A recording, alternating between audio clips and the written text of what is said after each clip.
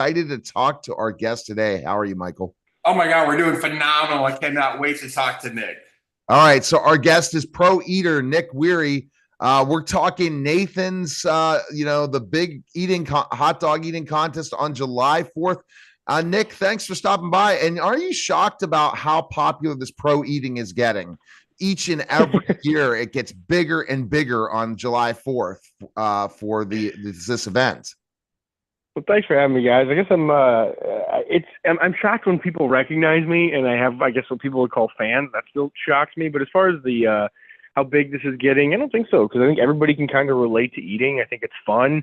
We do a ton for charity, and it just it's something entertaining for people to watch.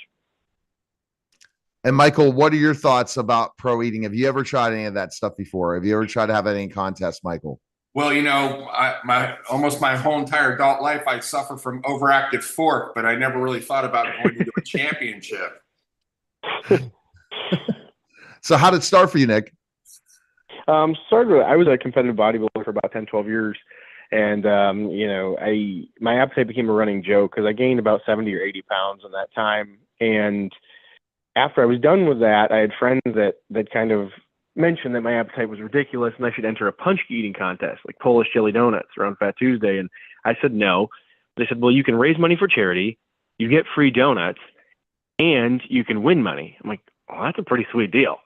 And so I jumped in and I won handily, and I got money and donuts and raised money for charity. And now it's spiraled out of control to where I have 3 different colors in my mohawk, and I'm going to be on ESPN on the 4th of July eating hot dogs. Michael, what are your thoughts? What question do you have for Nick? I just think it's amazing. One of the, and it's not even just donuts. I mean, you do everything. You're like number 8 in the world, I believe, and ranking up very quick.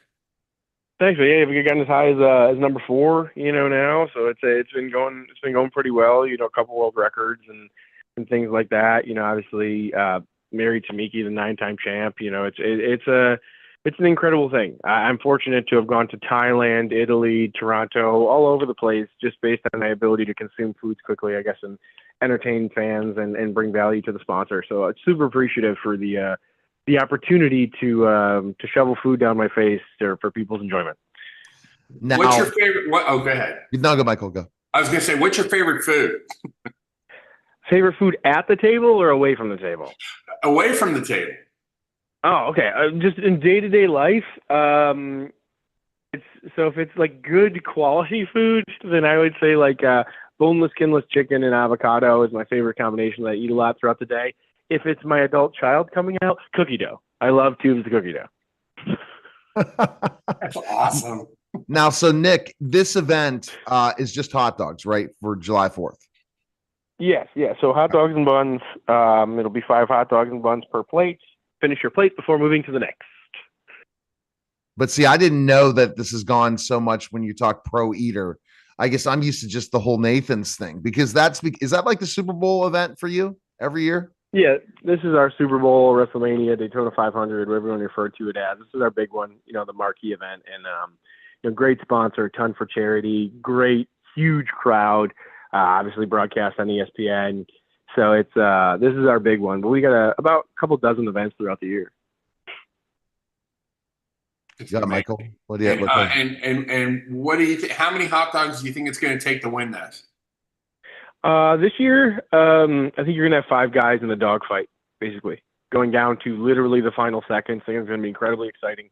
And I think the winning number is probably going to be in that 55 to 60 range, maybe touching low 60s.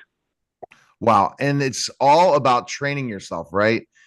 Someone who's not a pro eater would get killed trying to do 55 to 60 hot dogs, right?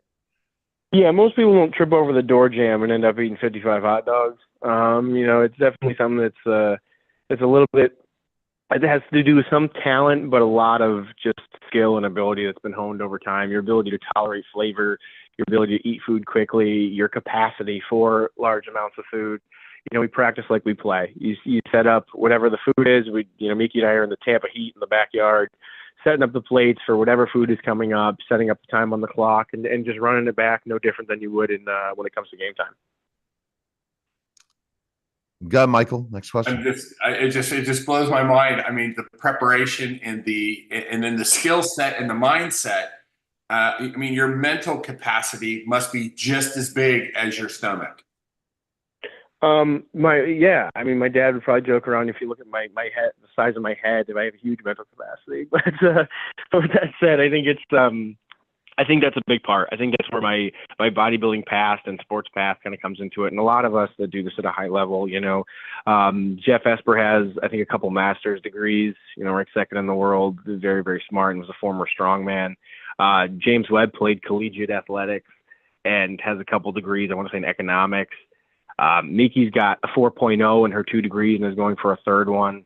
Ricardo Corbucci runs a few businesses in Brazil, very smart, very mentally strong. And myself, as crazy as it may sound, actually qualified for Mensa with my Wonderlic test and the former bodybuilding background. It's a very interesting, eclectic group of people, but one common denominator is like determination and some high form of intelligence, depending on what that is.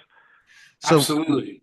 Wow. And now the branding of you. Now think about the popularity of this, because once you build a community, you build a huge community, you become a big fan base, you become a rock star. How are you using other ways to monetize that? Not just what you get paid to do to win these events or compete in these events. What else are you doing? You're looking to do a documentary on this, a reality show, or is there any thoughts of that? Because of everyone now, it's all really the community. It's all about community. Yeah. To grow, become a star. Oh yeah, totally. Like I suppose what Mickey and I are supposed to have to be par for the course is a TikTok page and a podcast with an energy drink conveniently sitting on the on the table. But we don't have that stuff yet. Obviously, we do some social media stuff via Instagram and Facebook and our website, thehungrycouple.com. But we're very much just focused on regular day-to-day life. Like I said, she's getting her 3rd degree and things like that. We have the kids and focused on that. So we do some brand building. We probably should do more if there's any, talent agents out there that want a cut for helping us out with that type of stuff. And we'd be more than open. I'm actually shooting a documentary right now. One is being shot on me and kind of my journey through Nathan's. But yeah, there could be some cool stuff. Like I think having a couple that's ranked 3rd and 4th in the world and with the potential to both be 1st in the world in their respective classes on Thursday, that might make for a pretty cool HGTV show, I think. I think so. I mean, you just, like I said, the biggest thing is the once you build that following, you can sell anything. Remember that. Yeah. You sell it to your community. That's the big thing. And everyone needs to tune in on July 4th on ESPN at what time? So the women's contest will be on ESPN3 at 10:30. The men's contest goes live at noon on ESPN2. All right. We appreciate it. Thanks again, Nick. We appreciate it. Good luck. And I know you'll be stuffed after the 4th for sure. And then have to Thank you so much. All right. Thanks, Nick. All right. Okay. You're listening and watching the Neil Haley